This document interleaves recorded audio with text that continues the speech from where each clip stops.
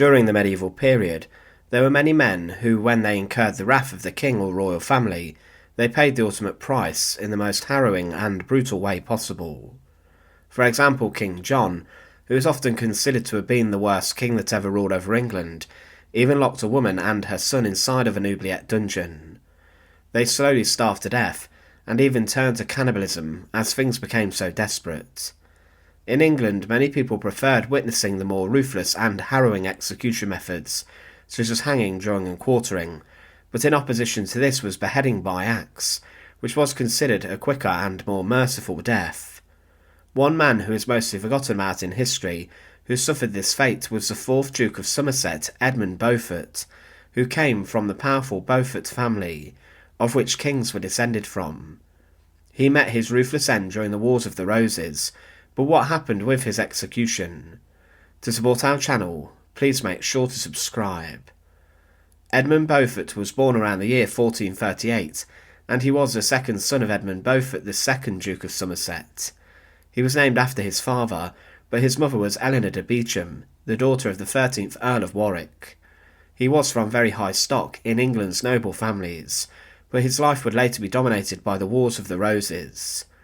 His elder brother Henry was executed following the Battle of Hexham, and he was captured inside of a barn, being beheaded by axe shortly after this.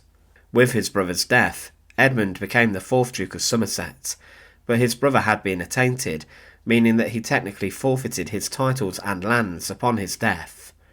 But Edmund, because of this, it's believed, proclaimed himself as the Duke of Somerset, and it's not known for certain if he was respected in this title officially because of his brother's fate. The Wars of the Roses were the long-standing civil war fought for the English crown and supremacy between the House of Lancaster and York. They were fighting for the right to take the throne, and many battles raged on because of this. The biggest victor clearly in the conflict was King Edward IV, who did depose Henry VI, but he was briefly deposed himself in 1471 by Henry for a very short period. Edmund Beaufort was a Lancastrian commander during the conflict, and he supported Henry VI's claim. In October 1470, Edmund Beaufort returned from France, where he had been living in exile, and King Edward IV had been driven off the throne following the Earl of Warwick's defection and alliance with Henry VI to restore him to the throne. Edmund may have believed that Henry VI would be placed in power for many years, but it would not last long. Somerset was ultimately not won over by the readeption, as it was known, and he did little to help the Lancastrian cause from this.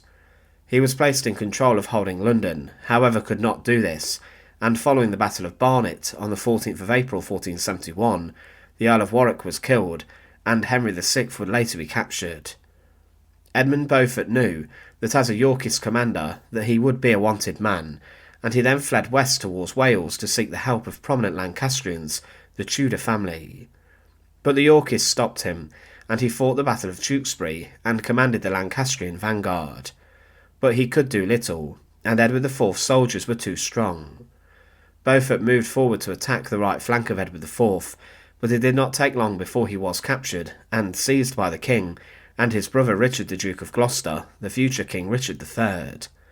Following the defeat of Tewkesbury, which was devastating for the Lancastrian cause, the Duke of Somerset took refuge in Tewkesbury Abbey, and he claimed sanctuary, however was forced out of this 2 days later. In the centre of Tewkesbury, the Duke of Somerset was tried, and he was sentenced to death by Edward IV. On the 5th of May 1471 in the town, Edmund Beaufort was helped up onto a wooden scaffold, where an axeman was waiting with his axe in his hand. There was a low block on the scaffold, and Beaufort quickly knelt and placed his head on the wooden block, and he then signalled to the axeman that he was ready. The executioner then crashed a weapon upon the Duke of Somerset's neck, and his head was taken clean off. Edward IV had even been standing next to the scaffold to witness the execution of a man he regarded as one of his biggest threats and enemies. His body was then buried in Tewkesbury Abbey, where it still remains today.